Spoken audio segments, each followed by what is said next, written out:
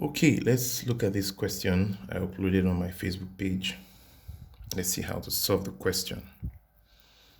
The velocity of sound in air will be doubled if its absolute temperature is A. Quadrupled, B. Constant, C. Halved, and D. Doubled.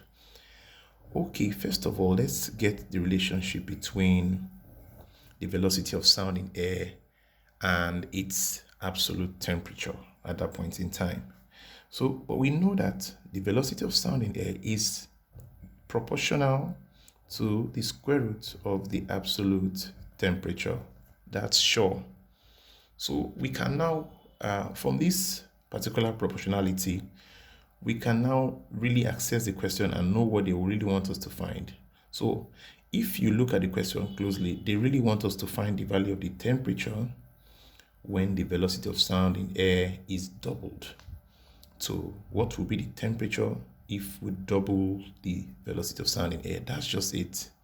So, but let's convert this to an equation.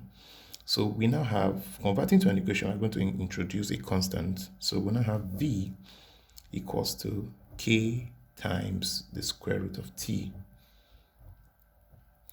So, and we just really want to only involve the velocity and the temperature. So we are going to look for a way to exclude the constant K by assuming that the K is equal to 1. So let's assume K equals 1.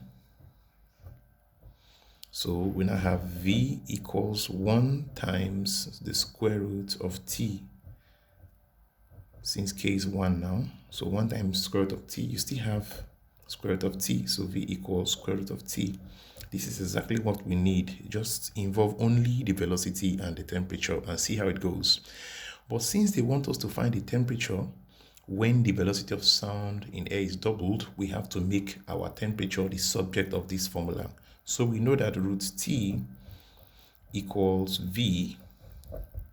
And we also know that from following law of indices, root T can be written as this also, T raised to the power half, then equals V.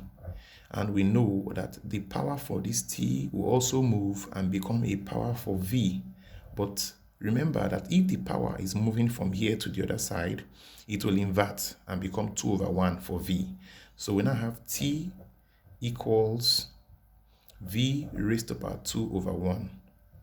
Because the 1 over 2 inverts and becomes 2 over 1 when it's coming over to become a power for V. Then 2 over 1 is still 2. So we now have T equals V raised to the power 2.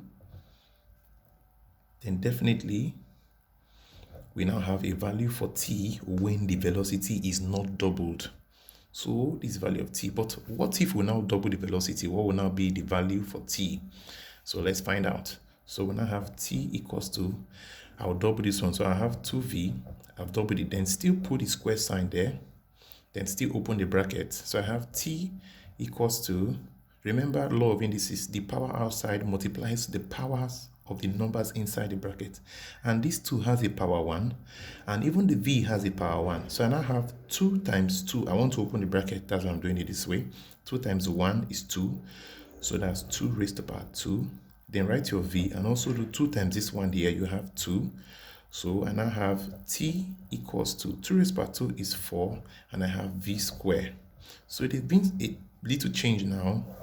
Now that I've doubled the velocity, I will notice that the difference between this one and this one is the 4 factor. So when I double the velocity, I have 4 involved now after simplifying rigorously.